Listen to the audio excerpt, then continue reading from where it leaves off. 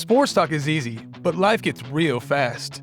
Welcome to the Jimmies and the Joe podcast, where we talk faith, sports, and the battles men face every day, leaving you stronger than when you press play. Make sure you follow the show so you don't miss what's next. Welcome to the Jimmies and the Joe podcast. I am Bruce Payne, sitting here with my esteemed colleague, Dr. Joshua Hector. How are you doing, brother?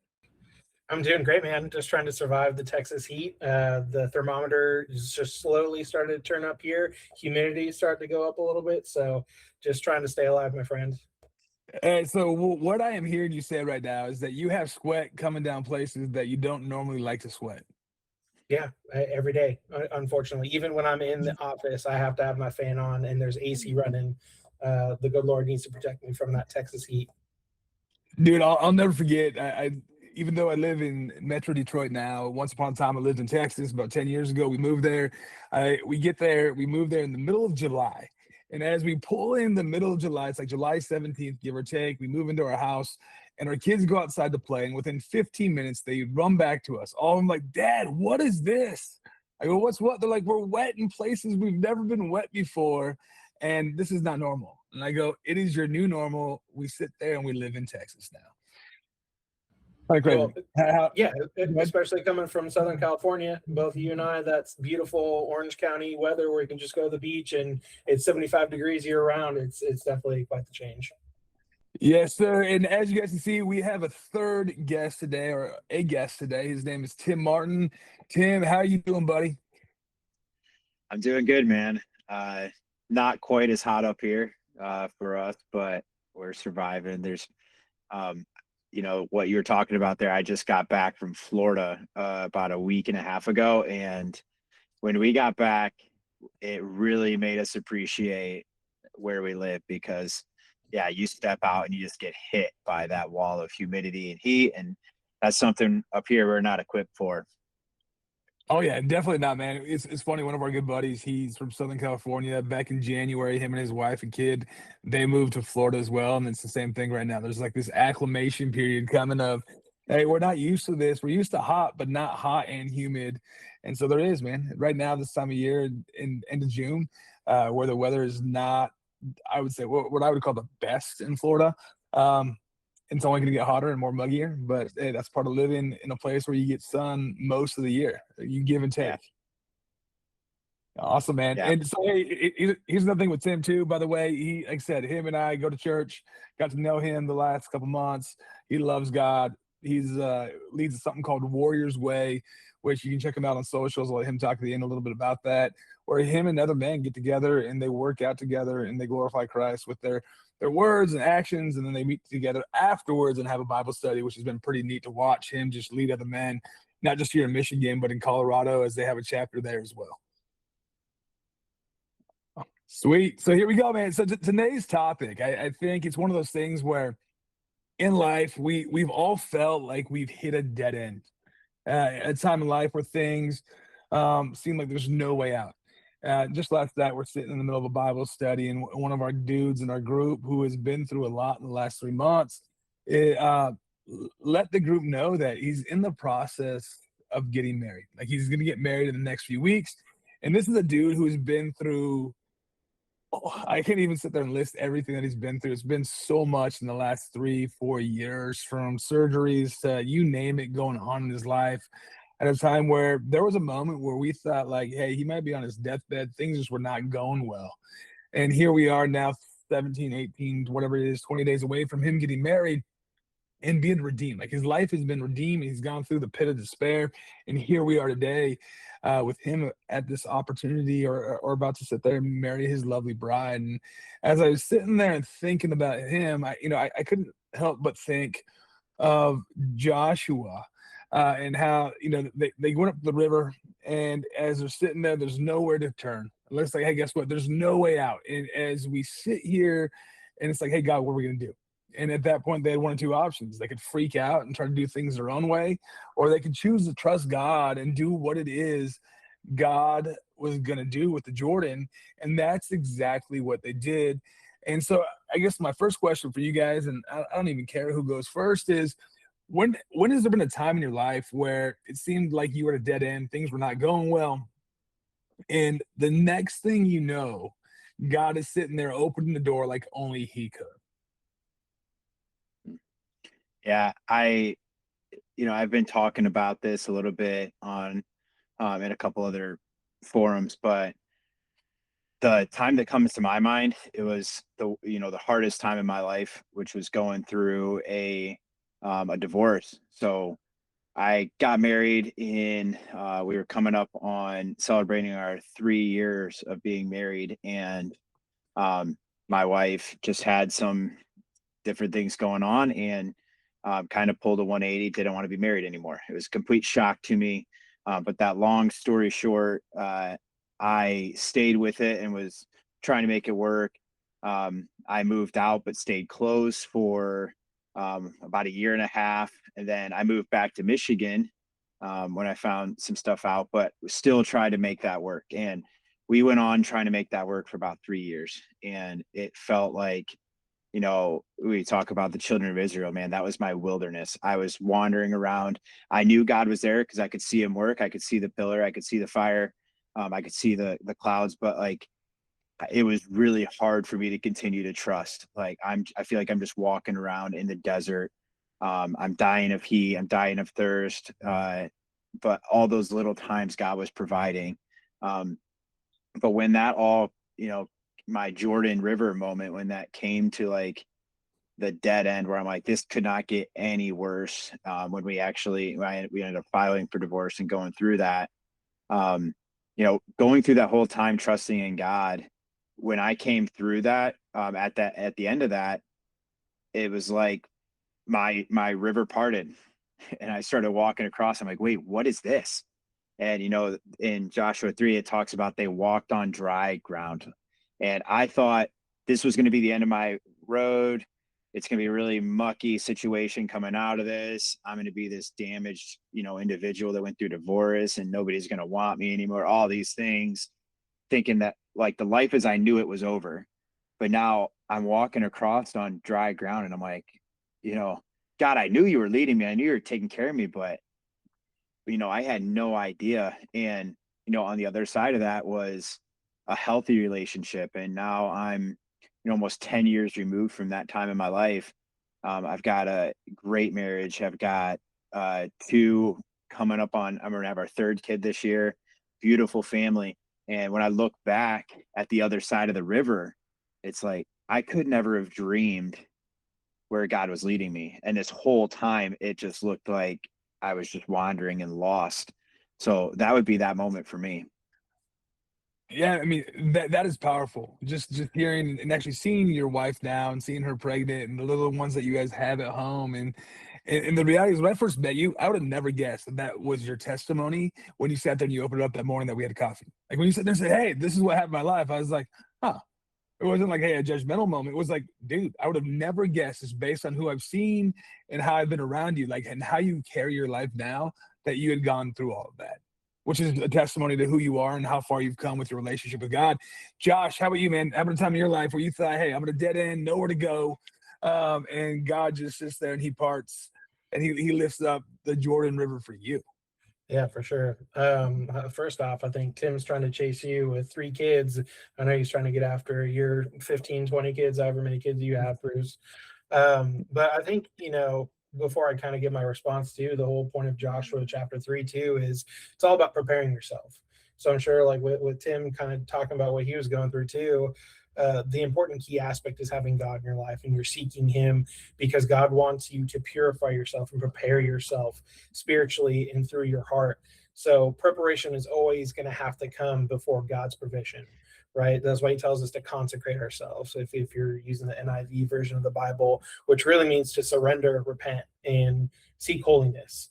And that kind of ties into my response in that, in college, I went to the University of Oregon, had the best 4 years of my life, had a great time, no regrets, but I was also living a double life.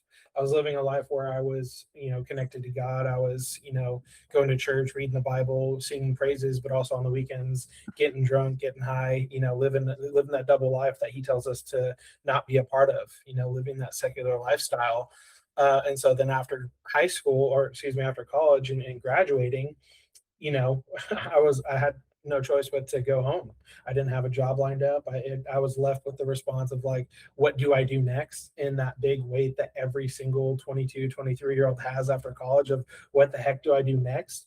But that led me to that year. I had 1 year after graduation, literally almost to the day, where I was offered a job. And in that year, I spent doing ministry. I was working with the kids club at Capistrano Valley Christian School and doing the summer camp. And then I did football, and I was doing kind of ministry with you in football and then in baseball. And so it just really allowed me to get plugged in. I got plugged in with a really solid church at Terra Nova in Irvine, and I got to go on a mission trip to Mexico. So in that year, God was really preparing my heart for the ultimate blessing that was to come. And so God can't work that miracle unless you're going to put that work in first. And then when I did that work, he blessed me through it. I was able to step my foot out there and trust him, and he was able to lead the way and get me that job and allow me to move to Texas.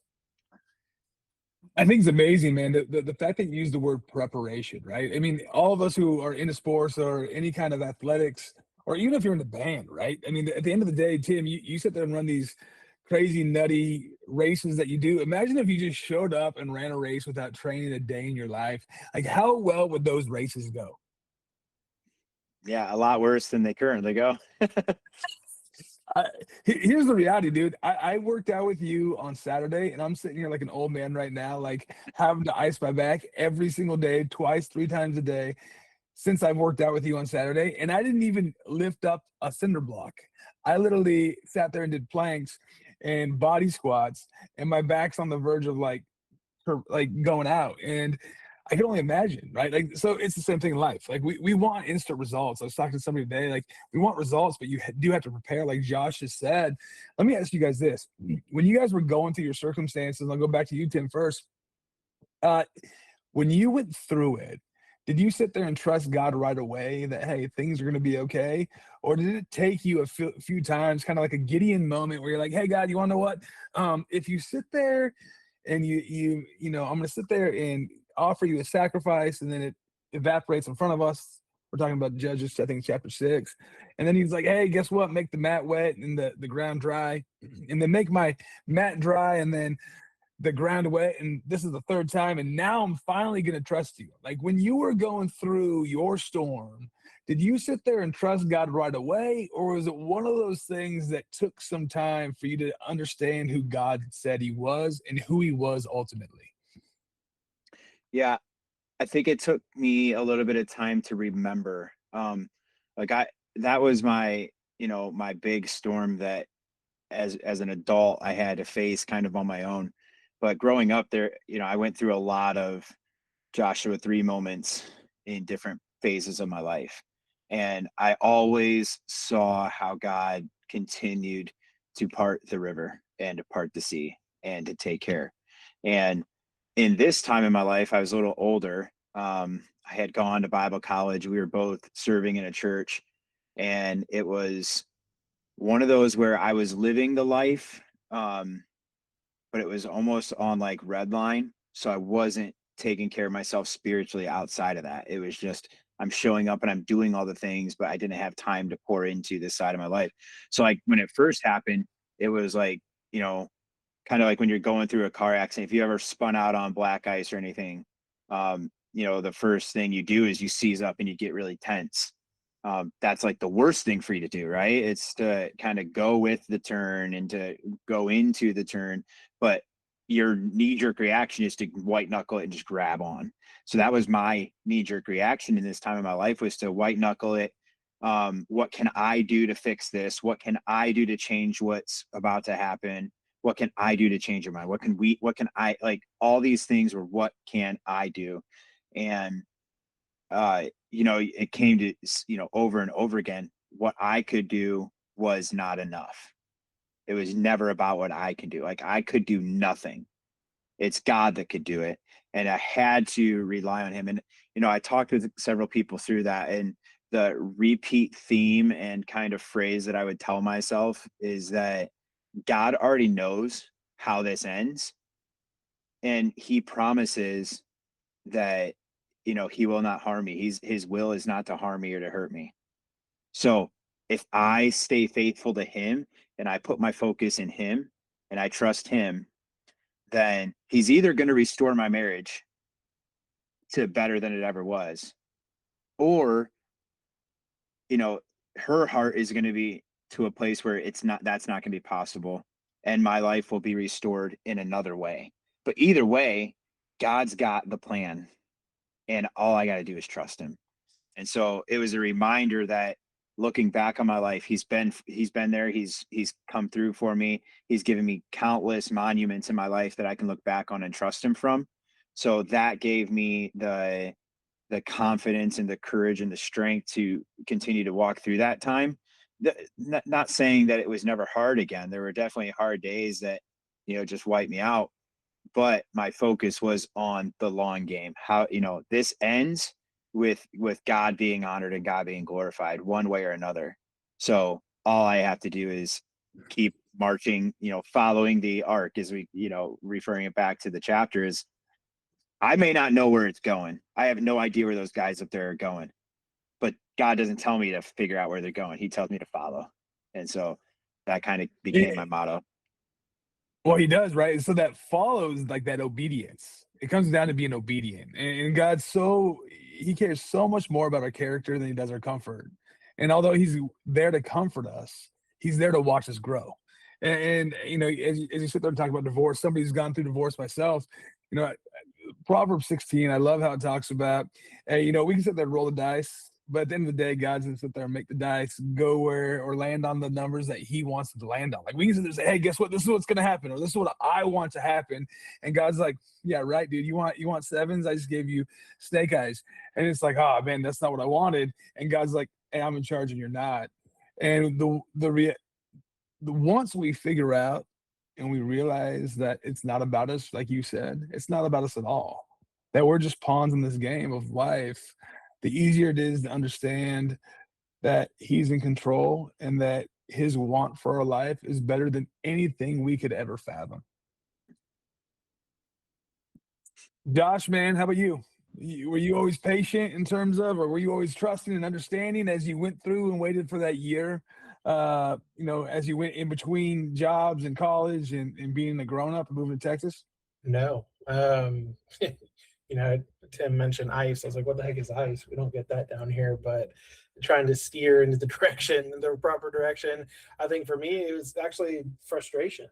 It's frustration and being annoyed of like, all right, I achieved this great, this degree, and all of a sudden you feel like doors should be open for you. And it's like, why am I still having obstacles? And I can't tell you how many interviews. I think I had like 30 plus interviews and made it to the final round of like 4 or 5. And just kind of having that doubt and frustration of like, man, what's going on?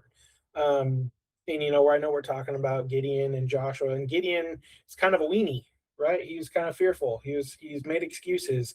Me, I was kind of being a weenie in that moment. I was, just being frustrated and not fully trusting God until I allowed him to work on my heart and kind of preparing myself, kind of what I talked about. But with the importance of the story of Joshua too, that is really important to mention, is that the flooding of the Jordan River, it was at a flooding stage, right? So the river was flowing. And so if you were to step 1 foot in, you'd be swept away. So God intentionally puts these obstacles in your way because they can seem like impossible circumstances. So the bigger the obstacle, the bigger the testimony you're going to have. And so, having to go through that and preparing yourself, God allowed me to go through those interviews so I could nail the one I needed to nail in June of 2016 and get to where I need to go. So, the bigger the obstacles, it just shows that God is surrounding you. And then I like that you also mentioned obedience. It's like when you're obedient to God, it also encourages others because you're setting that example of what Christians and what other people should look for and seek when they're going through times of trial and hardship. Is that it's not always impossible when you have a great God who's not only with you, but ahead of you. He is ahead of us, man. That's amazing that you say that. So let me ask you this right now. So if you guys were to sit there and talk to dudes, and I know you guys are talking to dudes who are going through it right now, what would you say to them when they feel like they are at a dead end, where they feel like they have nowhere to go? What advice or what verse would you sit there and pick and give them during their time of need?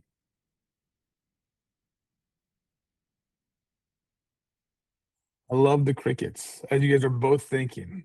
I love it right now. Yeah, I it's funny because I just had a conversation along these lines the other day, and um, my brother is going through.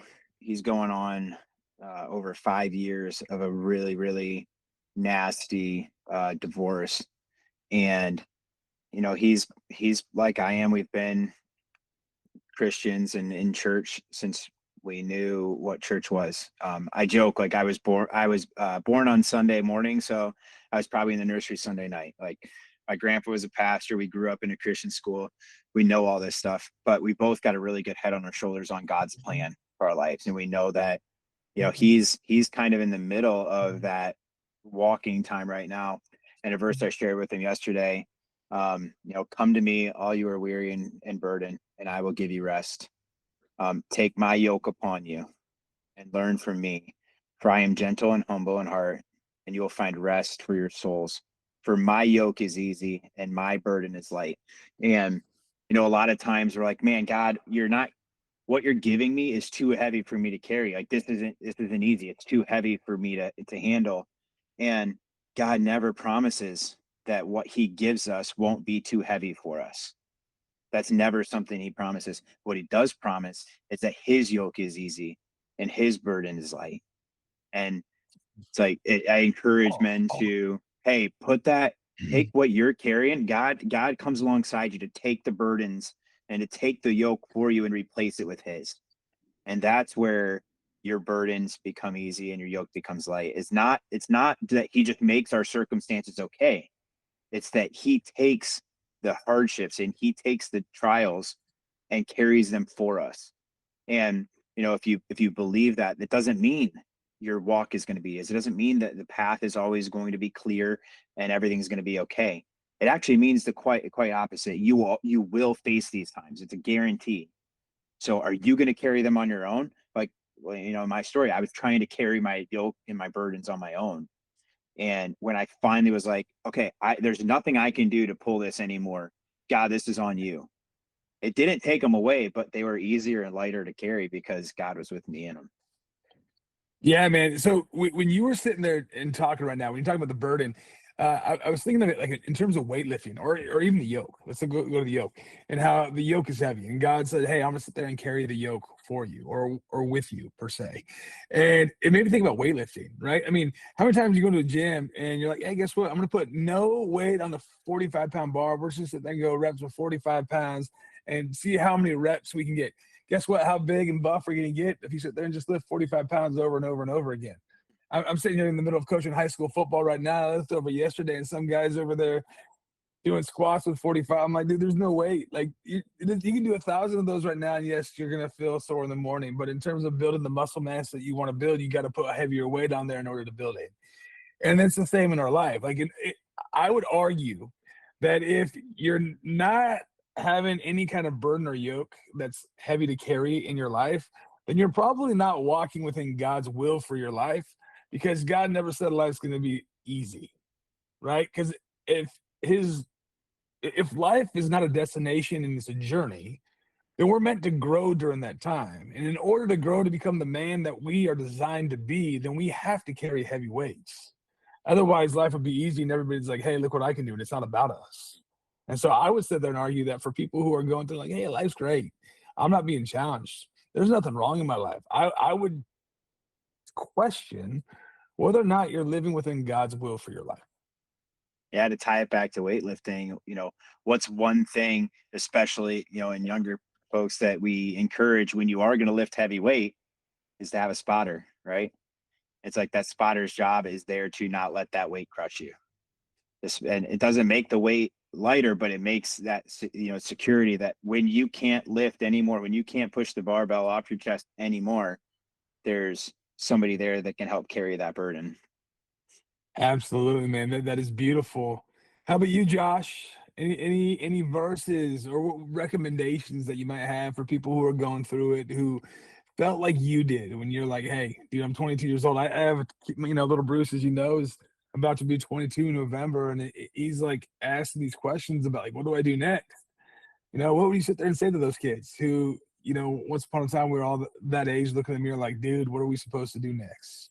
Yeah, What would you say? for sure. Yeah. even though this is over a decade ago, I still feel like it's really just relevant in my heart. And in fact, this verse came up yesterday. I was listening to a podcast. It's a classic one. So reading out of the NIV, it's Jeremiah 29:11. And then so on. So it's, for I know the plans I have for you, declares the Lord, plans to prosper you and not to harm you, plans to give you hope and a future.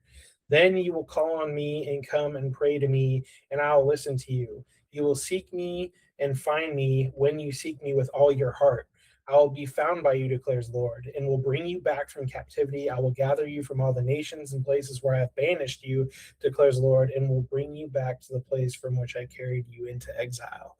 So, man, I think a few things here. It's like, being a Christian means dying to yourself every single day, dying to your own desires and picking up your cross to follow God, because it says right here, you seek him not with half your heart, not with partial effort, but with your full heart. And when you do, when you dive fully into it, man, he's got plans for you to allow you to prosper and succeed in a way that you could never imagine.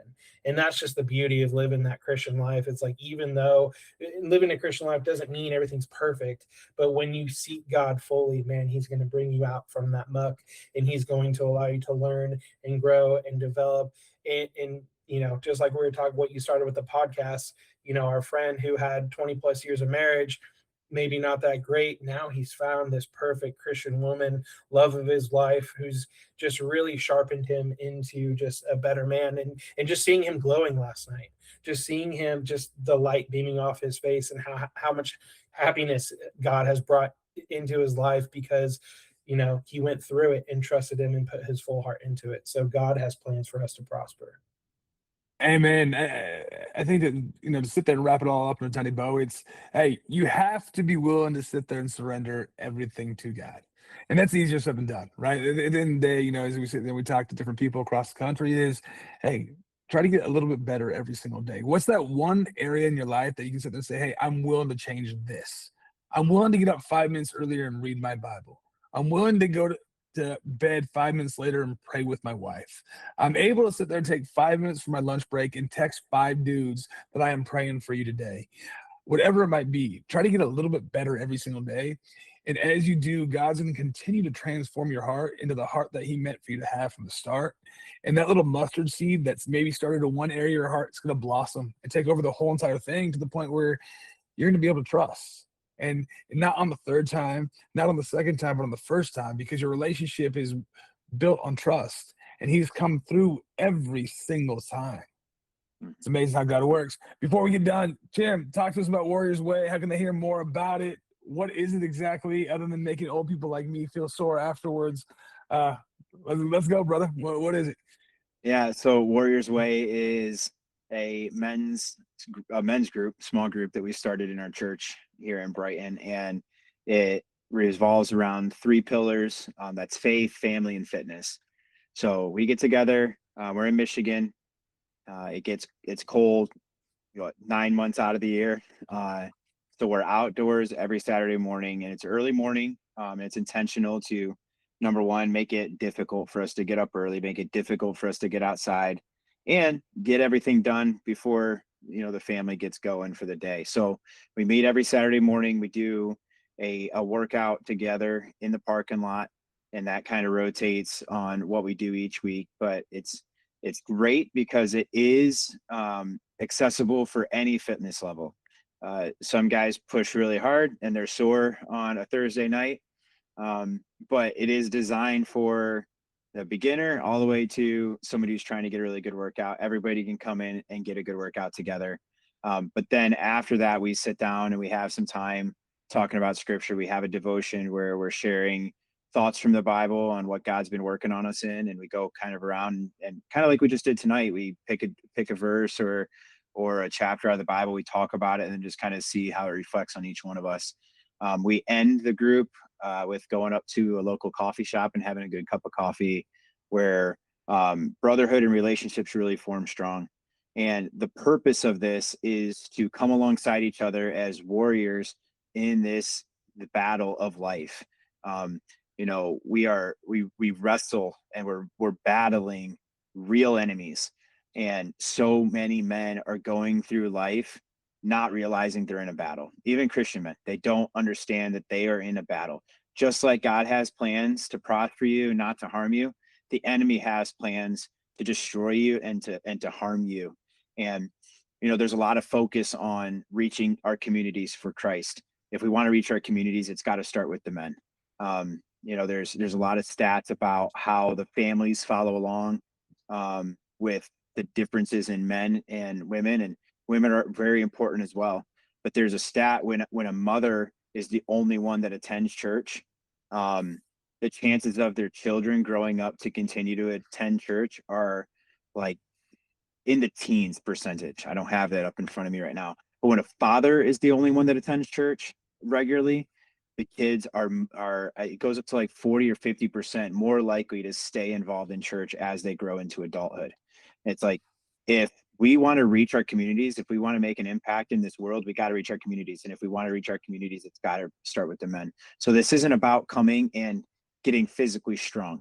Nobody's going to get shredded and physically fit because they came to a 30-minute workout in a parking lot on Saturday morning. What they will do is, through that shared suffering of waking up early, getting out when it's uncomfortable, doing something that's uncomfortable like a workout, men form a very unique bond. And I know you guys know this from, coaching. Men form a very unique bond when they go through shared suffering together. And what it does is it breaks down those walls, and you start inviting other men into your real life suffering that you're going through, your Jordan River moments. And you start building deep connections to where when I have a prayer request and there's 3 or 4, and I'm telling it to 3 or 4 guys in the group, and they say they're going to pray for me, I know they will legitimately go to God and petition and pray for me. They're not just saying, okay, man, I'll pray for you, and then forget about it. Like, they are spending time every day throughout the week praying for me and going to battle with me. They're putting their shield next to mine. So it's been amazing. We're coming up on just about 2 years, and the group's been growing, not just in number, but in spirit and with the Lord together. And it's been awesome to be a part of. I guess if you want to know more about it, we are on social media. On Instagram, it's warriors_way16. So we post a picture every week of our group along with the devotion that we went through. We share that out there. I share that picture in our local community Facebook page. And a lot of the guys who are coming from there have come from that Facebook community page. They're just other men in the Brighton, Michigan area who have seen this, and they've been missing something, and they're coming to try to find it with another group of men. Some wives have even nudged their husband and be like, hey, you need to go do this. And it's been great to have them there. So you can reach out to me there, DM me or anything, and I'd be happy to talk more about it. That is awesome, man. Encouraging. Guess what? As you guys already used the word weenies, real men get together and hang out with other brothers in Christ. Weenies don't.